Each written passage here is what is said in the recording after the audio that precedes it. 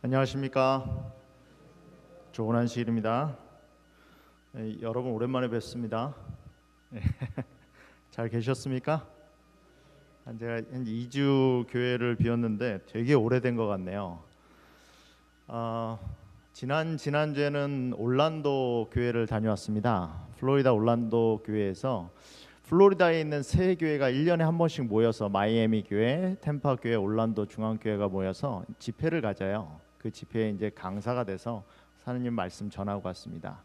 그리고 지난주에는 우리 합회에 같이 속해 있는 페닌슐라 교회에 새로운 목회자가 부임했습니다. 그래서 그 목회자 부임식이 있어서 제가 부임식을 인도하느라고 다녀오게 됐습니다. 여러분들 만나게 돼서 반갑습니다. 별로 안 반가우신가 봅니다. 저만 반갑습니까?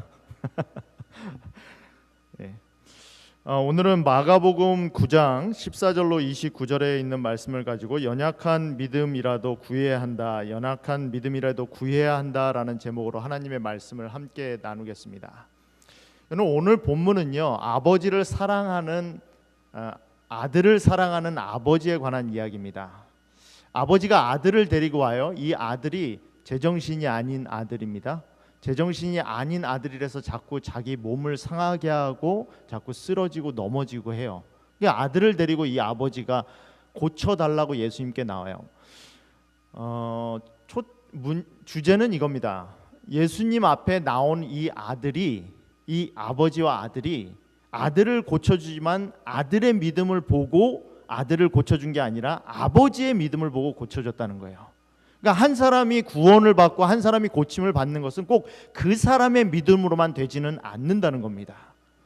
거기서 멈추지 않고요, 아버지가 이 하나님 예수님 앞으로 나와서 구하는데 그 구하는 믿음도 온전한 믿음이 아닙니다. 내가 믿습니다라는 믿음이 아니에요. 반신반의하는 믿음입니다. 질문조차 어떻게 하죠? 예수님 고쳐줄 수 있으면, 당신이 할 수 있으면 좀 고쳐주세요. 이렇게 해서 구합니다. 그런데 구한 것을 응답을 받습니다. 여러분, 우리는 종종 우리가 하나님 앞에서 나와서 구할 때 하나님께 온전한 믿음, 완전하게 매달리는 믿음을 가져야지만 구원을 얻을 수 있다라고 생각해요. 그런데 오늘 본문은 그렇게 말하지 않습니다. 설사 어려움이 당하고 있는 당사자가 아닌 다른 사람이 와도, 그 사람이 온전한 믿음을 가지고 있지 않아도 하나님께 불완전한 믿음을 다른 사람이 와서 구해도 하나님은 들어주신다는 것이 오늘의 주제입니다. 우리가 하나님께 나올 때 언제가 주제가 되죠? 언제 하나님 앞에 나오는 것이 망설여집니까? 열심히 교회 봉사하고 열심히 교회 일할 때는 별로 망설임이 없습니다. 하나님 앞에 왠지 우리가 떳떳한 것 같아요. 내가 받아야 될 것 당연히 받는 듯이 하나님 앞에 나와도 될 것 같습니다. 근데 언제 망설여지죠? 신앙생활도 제대로 못하고, 기도도 요새 제대로 못하는 것 같고, 말씀도 제대로 못 읽는 것 같고, 교회에서 봉사도 제대로 못하는 것 같고, 내가 하나님의 믿음도 없는 것 같고, 이럴 때 어떻죠? 이럴 때 하나님 앞에 나오는 게 주저돼요. 근데 문제는 그런 때일수록 하나님 앞에 더 나와야 되는 거예요. 여러분, 하나님 앞에서 멀리 있는 사람일수록, 하나님 앞에서 멀어진 사람일수록, 하나님 앞에 가까이 있는 사람보다 멀어 있는 사람일수록 누가 더 하나님이 필요할까요? 그 사람이 하나님이 더 필요합니다. 그 사람이 하나님 앞에 더 매달려야 돼요. 근데 우리는 종종 어떻게 하죠? 그럴수록 하나님으로부터 하나님 앞에 더 나오지 않아요.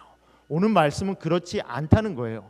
내 믿음이 연약해졌을 때일수록 조금 더 하나님 앞에 나와야 된다라는 것이 오늘 말씀의 주제입니다.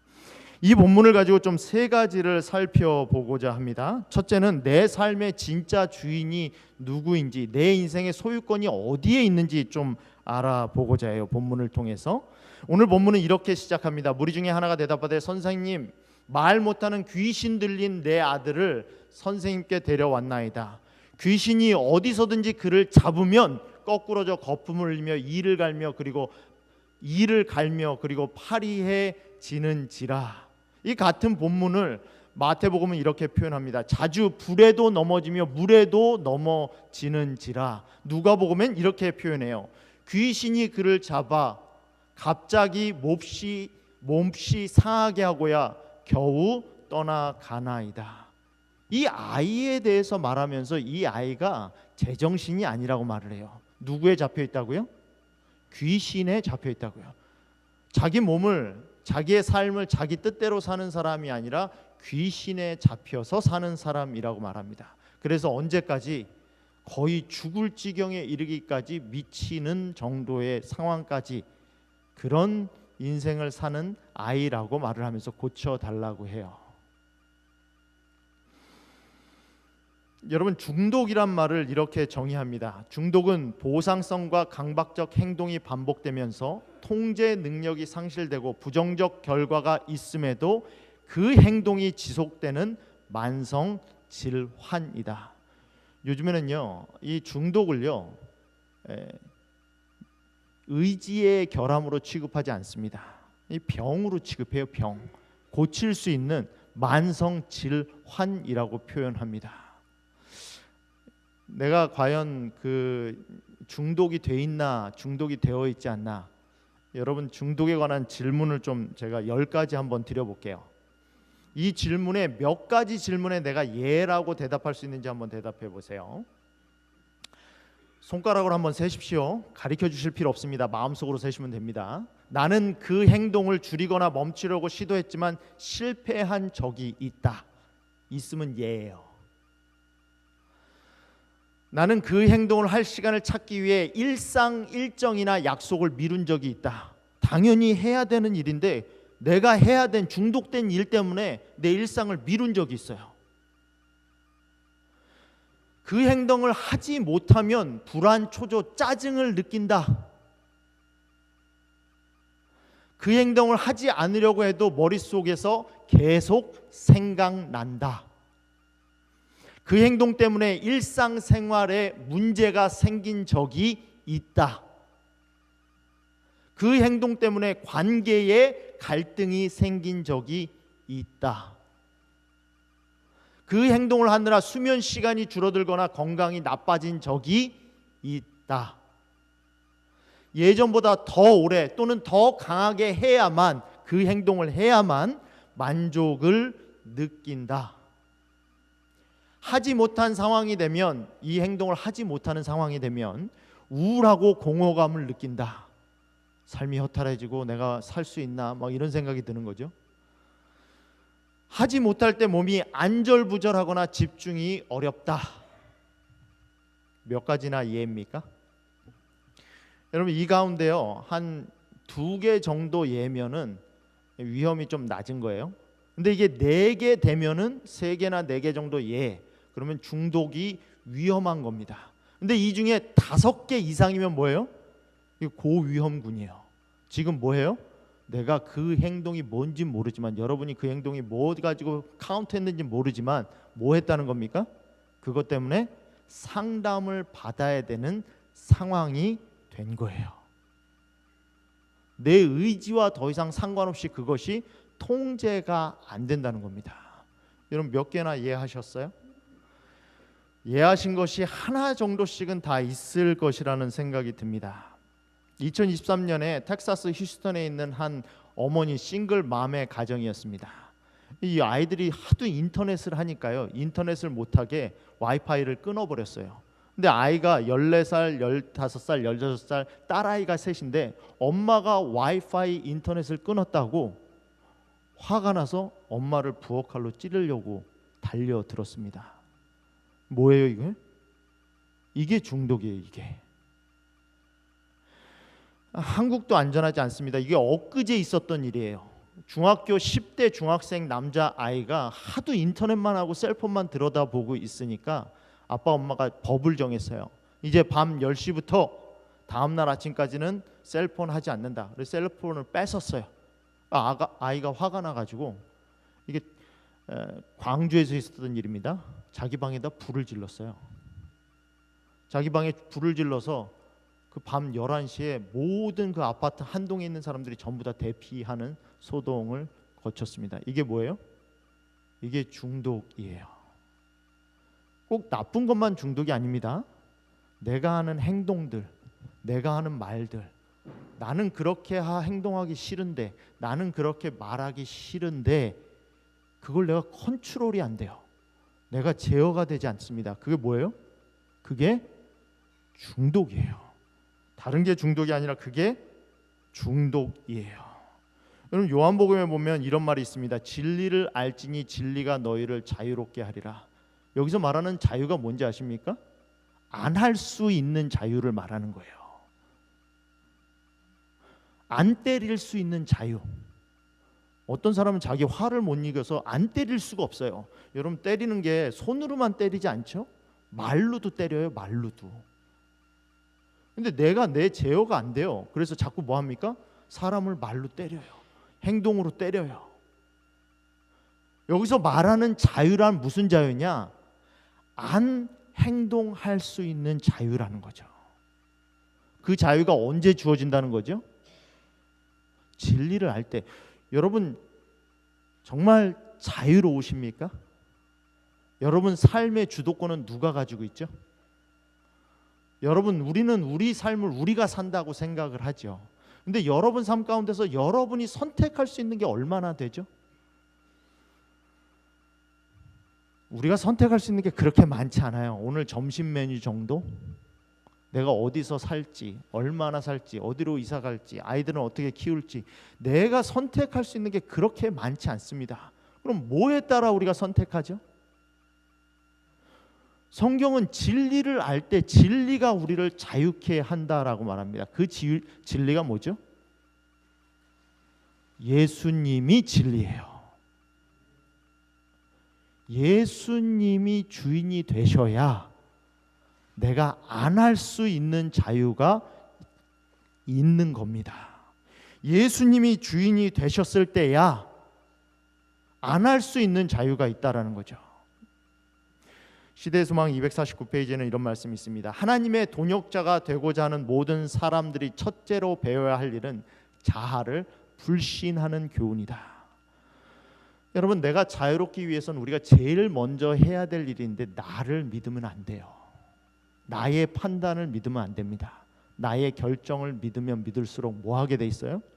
내가 생각하고 경험한 것을 믿으면 믿을수록 어떻게 합니까?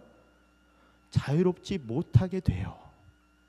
그리하면 그들은 그리스도의 품성을 나누어 받을 준비가 된다. 예수님이 십자가를 통해서 이루어 놓으신 의를, 그 품성을 우리가 나눠 받아야 되는데 그 받을 수 있는 첫 번째 단계가 뭐라고요? 나를 불신하는 거예요. 나를 내가 뭐 하지 않는 겁니까? 믿지 않는 거예요. 여러분, 제일 위험한 게 내 인생은 나의 것이라고 생각하는 게 가장 위험한 겁니다. 내 인생을 나한테 맡기는 것이 가장 위험한 거예요.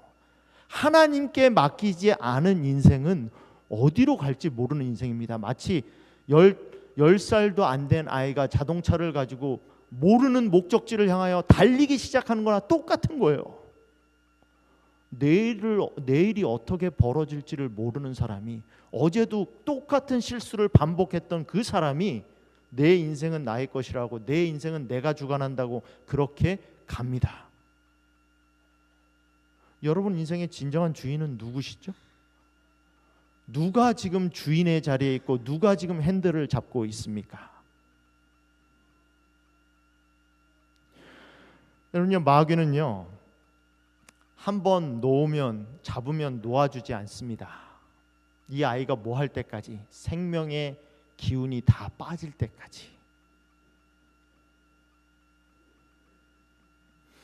그렇게 생명의 기운이 다 빠질 때까지 놓아주지 않는 귀신 들린 이 아이를 데리고 아버지가 와서 한 일이 부르짖는 일이었습니다. 귀신이 그를 죽이려고 물과 물에 자주 던졌나이다. 그러나 무엇을 하실 수 있거든 우리를 불쌍히 여기사 도와주옵소서. 아버지한테 아들이 와서, 아빠 도와줄 수 있으면 나 10불만 좀 줄 수 있어? 이렇게 말하는 아들은 거의 없죠. 아빠 10불. 보통 이렇게 말하죠. 근데 아빠가 해줄 수 있을까 없을까 이러면서 오는 아들이 있으면 우리 아버지 마음이 어때요? 할 수만 있거든. 예수께서 이르시되 할 수 있거든이 무슨 말이냐? 믿는 자에게는 능히 하지 못할 일이 없느니라. 곧 그 아이의 아버지가 소리질러 이르되 내가 믿나이다 나의 믿음 없는 것을 도와주소서 하더라. 여러분, 믿음이 없을 때도 예수님 앞에 나와야 됩니까? 안 됩니까? 굉장히 간단한 질문인데요. 믿음이 없을 때도 예수님 앞에 와야 돼요? 안 와야 돼요? 와야죠. 믿음이 없을 때일수록 더 와야 돼요. 그리고 믿음 없는 거 가지고 얘기하셔도 돼요. 예수님 믿어지지가 않아요. 믿어지지 않습니다. 그래서 예수님한테 오는 게 너무 힘들어요. 그렇지도 제가 왔어요. 저 믿음 없는 것을 도와주세요. 그렇게 기도하셔야 돼요. 믿음 없어도 예수님 앞에 뭐 하셔야 돼요? 오셔야 돼요. 믿음 없다고 나는 믿음 없으니까 안 가 이러시면 안 돼요.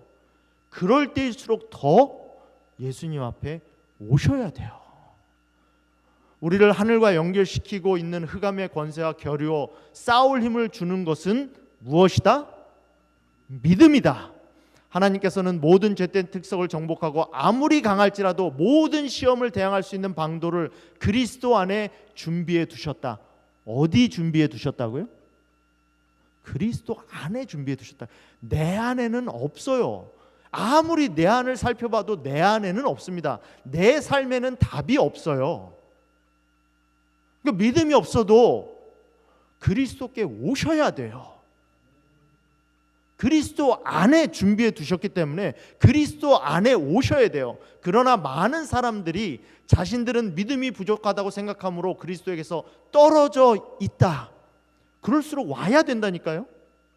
이런 사람들은 저희의 어쩔 수 없는 무가치함 중에도 긍휼하신 구주의 자비에 전적으로 자신을 맡기도록 하라. 자신을 쳐다보지 말고 누구를 쳐다보라? 그리스도를 쳐다보라. 신앙은요, 시야 싸움이에요. 시야 싸움. 무엇을 바라보느냐에 관한 싸움이에요. 자꾸 나를 보면 답이 없어요. 누굴 봐야 됩니까? 그리스도를 보셔야 돼요. 그리스도를 보셔야, 그리스도 안에 하나님이 싸울 힘을 마련해 놓으신 것을 보셔야, 그리스도 앞에 오셔야 거기서 우리가 힘을 얻을 수 있다라는 거죠. 사람들 가운데 거닐면서 병든 자를 고치고 사기를 내쫓으신 그리스도께서 오늘날에도 역시 능력이 있으신 구속주이시다. 여러분, 이때 귀신을 쫓아내신 그분이 똑같이 지금 오늘도 우리 삶 가운데 역사하실 수 있는 분입니까? 역사하실 수 있는 분이에요. 믿음은 하나님의 말씀에서 온다. 그러므로 내게 오는 자는 내가 결코 내어쫓지 아니하리라는 그분의 약속을 굳게 붙잡으라. 뭐를 굳게 붙잡으라고요? 돈을 굳게 붙잡아도 아무 소용 없습니다. 친구를 붙잡아도 아무 소용 없습니다. 내 상황을 붙잡아도 아무 소용이 없습니다. 능력과 경험을 붙잡아도 아무 소용이 없습니다. 뭘 붙잡으라고요? 그리스도의 약속을 굳게 붙잡으라고요. 그분의 발 아래 몸을 던지고 내가 믿나이다. 나의 믿음 없는 것을 당신께서 도와주소서라고 부르짖으라. 그대가 이렇게 하는 동안에는 결코 멸망할 수 없다. 절대로 멸망할 수 없다. 여러분, 삶이 망하지 않는 방법이 있어요. 내 삶이 망하지 않는 방법이 있어요. 예수 그리스도를 붙잡는 겁니다. 예수 그리스도께 부르짖는 자는 절대 망하지 않습니다. 절대 멸망하지 않습니다. 예수께서 무리가 달려와 모이는 것을 보시고 그 더러운 귀신을 꾸짖어 이르시되 말 못하고 못 듣는 귀신아 내가 내게 명하노니 그 아이에게서 나오고 다시는 들어가지 말라 하시매. 이 귀신을 왜 더러운 귀신이라고 했을까요? 하나님 앞에 나오는 과정이 언제나 깨끗할 수는 없어요. 여러분, 우리가 이 세상을 사는 동안 무자르듯이 삶이 그렇게 깨끗하지 않습니다.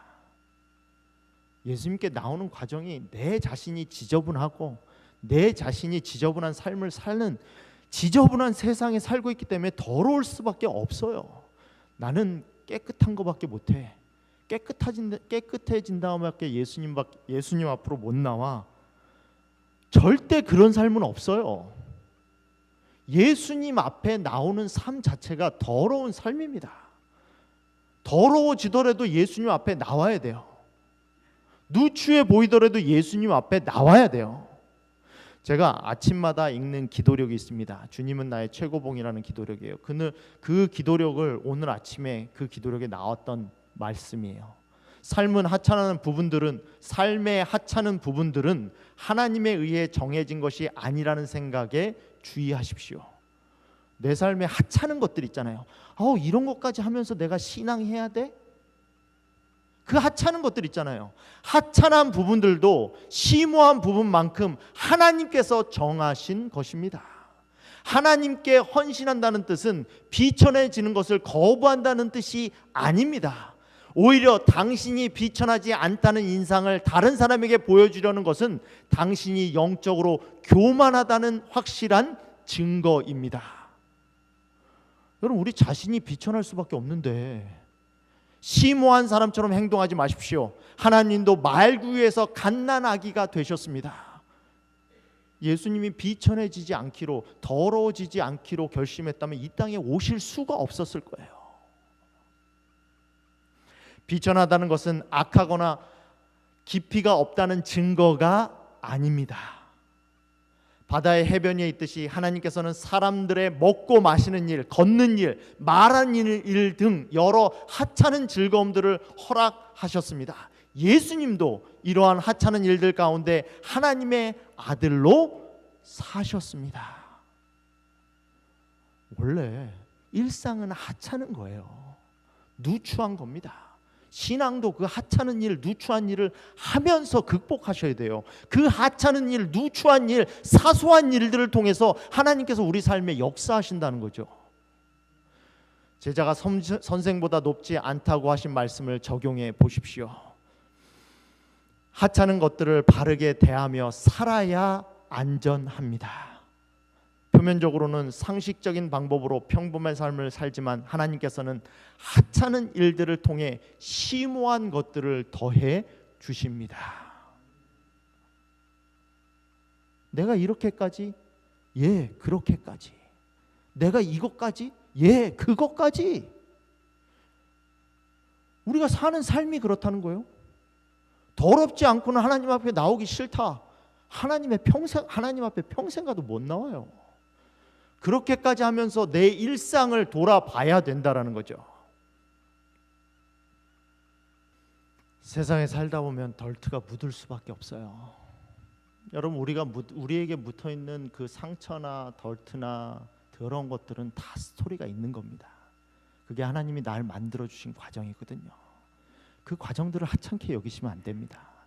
하나님이 그 하찮은 과정을 하나하나 통해서 내 옷에 뭐가 묻고 내 삶에 뭐가 묻고 내 상처에 내 가슴에 상처가 쌓이는 것, 그 하찮은 과정들, 그 더러운 과정들을 통해서 저와 여러분들을 구원하시기 때문입니다. 하찮은 것을 하찮은 것으로 여기시면 안 돼요.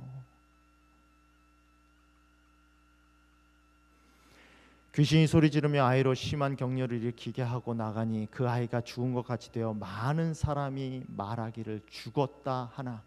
여러분, 이 귀신이 사단이 정복한 영혼을 그냥 보내줄까요? 절대 그냥 보내주지 않아요. 어디까지 밀어붙이죠? 그 아이를 거의 죽음의 지경에 이르기까지 밀어붙여요. 사단이 정복한 영혼을 그냥 놓아주지 않습니다. 여러분, 하나님께로 가려고 하나의 악한 습관을 버리기 위해서는 여러분 목숨을 거셔야 돼요. 목숨을 거셔야 돼요. 사단이 그냥 놓아주지 않아요. 창세기 3장 15절에 보면 인류가 처음 죄를 졌을 때 하나님께서 사단에게 이렇게 말씀하십니다. 내가 너로 여자와 원수가 되게 하고. 원수는 뭐죠? 원수는 뭐예요? 원수는 내 생명을 앗아가려고 하는 사람이에요. 내 가족의 생명을 업신여긴 사람이죠. 내가 싸워서 이겨야 되는 상대를 원수라고 그래요. 초이스가 없어요. 사단은 그냥 건너갈 수 있는 존재가 아닙니다. 그냥 피해갈 수 있는 존재가 아니에요. 목숨을 걸고 싸워야 되는 존재라는 거죠. 목숨을 걸고 싸우지 않으면 결코 나의 악습에서 하나님이 자유롭게 해주실 수 없습니다. 죽을 것 같죠? 안 죽어요. 하나님께 맡기면 죽을 것 같아도 안 죽습니다. 하나님 앞에 나오셔서 악습에서 벗어나서 이기셔야 돼요. 요한계시록에도 똑같은 싸움의 장면이 나오죠. 용이 여자에게 분노하여 들어가서 더불어 싸우려고 바다 모래 위에 쓰는 모습이 보게 됩니다. 여러분, 대쟁투는요, 우리 마음속에서 일어나는 거예요. 내 마음속에서 하나님이 내 의지를 둘러싸고 있는, 내 의지를 옷 입고 있는 사단을 이기기 위해서는 여러분 목숨을 거셔야 돼요. 목숨을 거셔야 이길 수 있습니다. 절대 죽지 않아요. 하나님이 여러분을 죽게 놔두지 않습니다. 여러분의 생명을 하나님께 맡기시기 바랍니다.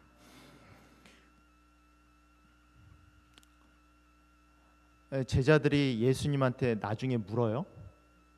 우리는 어찌하여 능히 귀신을 쫓아내지 못했습니까?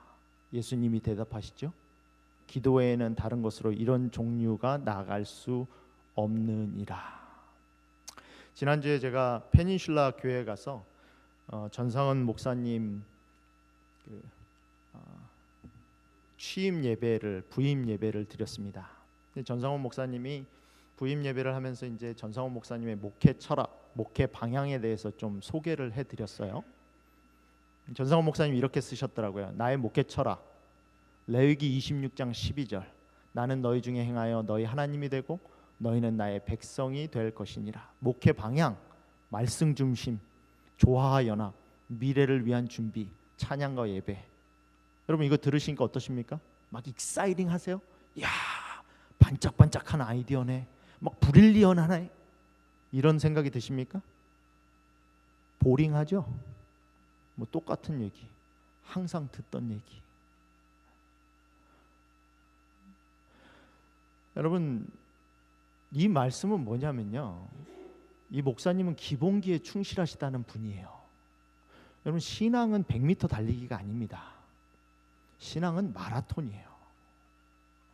100m 달리고 끝나는 게 아니죠. 오늘 실패했다고 내일 신앙 안 할 겁니까?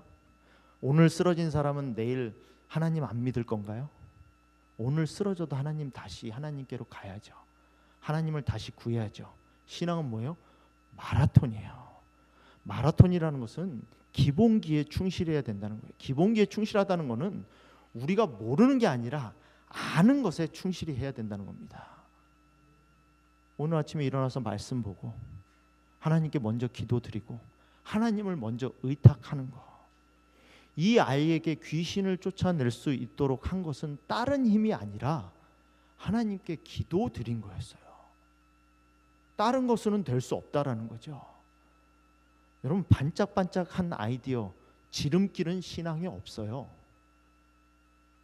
지름길로 가서 무엇을 성취되지 않습니다. 신앙은 내가 실패한 자리에서 다시 일어나서 하나님께 가시는 거예요. 그게 신앙이에요. 하나님께 드리는 열렬하고도 꾸준한 탄원만이 하늘에 있는 악의 영들에 맞서 싸우는 전쟁에서 사람으로 하여금 성령의 도우심을 받을 수 있게 한다. 우리 스스로는 싸울 수 없습니다. 우리는 하나님께서 주시는 하늘의 힘을 받아야 되는데, 하늘의 힘을 받을 수 있는 유일한 방법은 열렬하고 꾸준한 탄원이에요. 지난주에 한 지사님하고 전화통화를 했습니다. 전화통화를 하면서 그런 이야기를 했어요. 제가 불이 붙어야 되는데 요새 불이 없습니다. 그래서 제가 그랬습니다. 지사님, 제 불을 좀 나눠드릴게요. 같이 붙읍시다.